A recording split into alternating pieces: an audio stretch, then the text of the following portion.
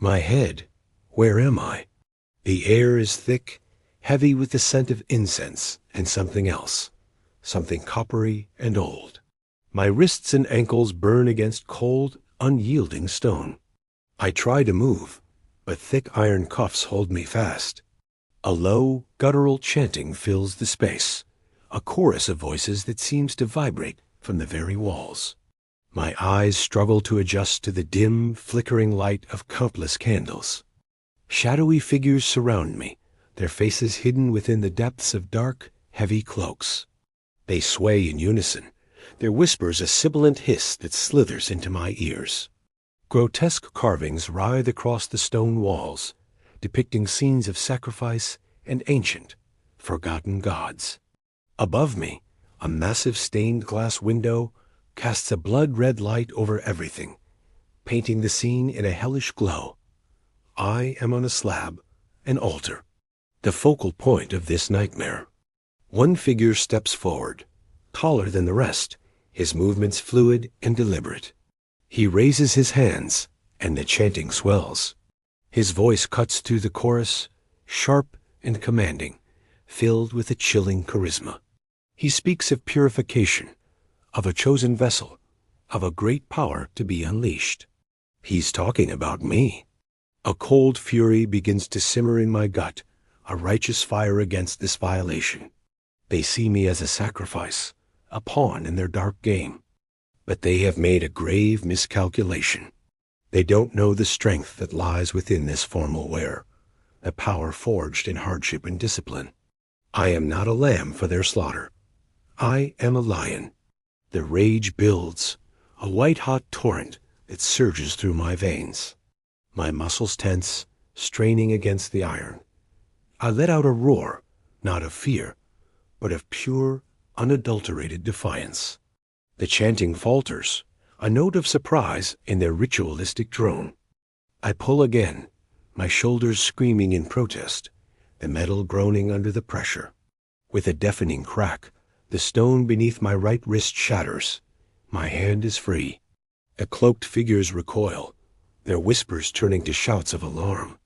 Before they can react, I bring my freed hand across my body, smashing the cuff on my other wrist with the broken shackle. Another sharp crack echoes through the chamber. Now both hands are free. I sit up, swinging my legs over the side of the altar, and with two powerful targeted stomps, the ankle restraints splinter and fall away. I am free. Standing on the cold stone, I face them, unarmed but far from defenseless. The first cultist rushes forward, a jagged ceremonial dagger in his hand. He lunges, aiming for my heart. I sidestep, his momentum carrying him past me. I grab the back of his head and slam his face into the stone wall. He crumples to the floor. Two more come at me from either side. I duck under a wild swing from the left, my fist connecting with his gut in a sickening thud. He doubles over, gasping for air. The one on the right gets a heavy boot to the chest for his troubles, sending him flying backward into a rack of ceremonial tools, which clatter to the ground in a cacophony of metal. They swarm me now, a tide of black robes and glinting steel. It's a brutal ballet.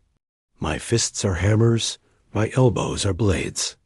A punch to a jaw, an elbow to a throat, a shoulder charge that sends a man tumbling into his comrades. The air is filled with the sounds of impact, of grunts of pain, and the rhythmic, echoing stomp of my boots on the stone floor. They are a mob, driven by fervor. I am a single point of focus, driven by outrage.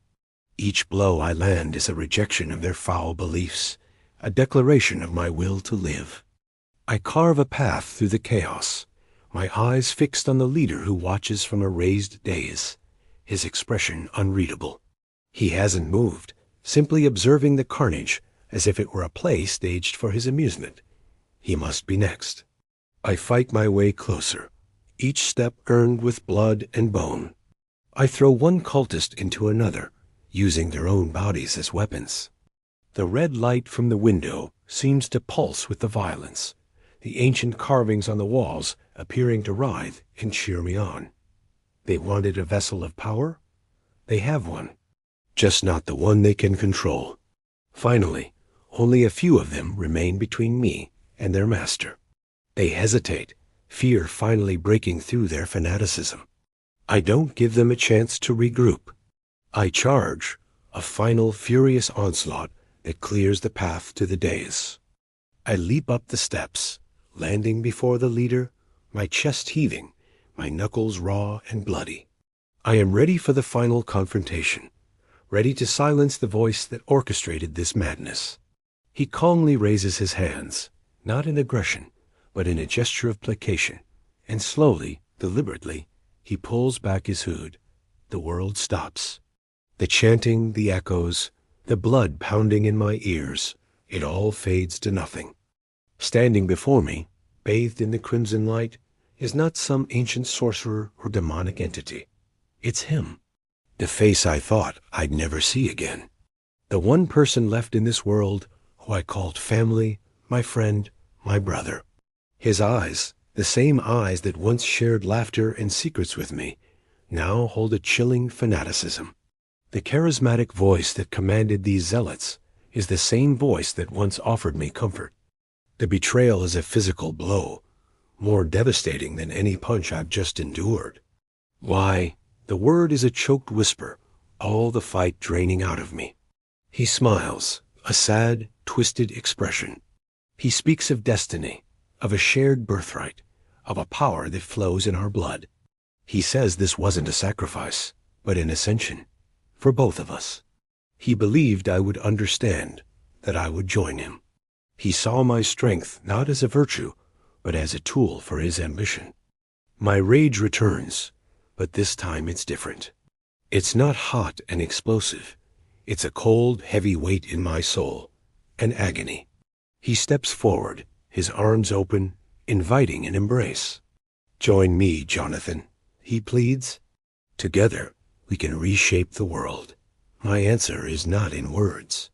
I see the path he has chosen, the lives he has ruined, the darkness he has embraced. He has twisted our shared past into a monstrous justification. He is no longer the man I knew. He is a stranger wearing a familiar face.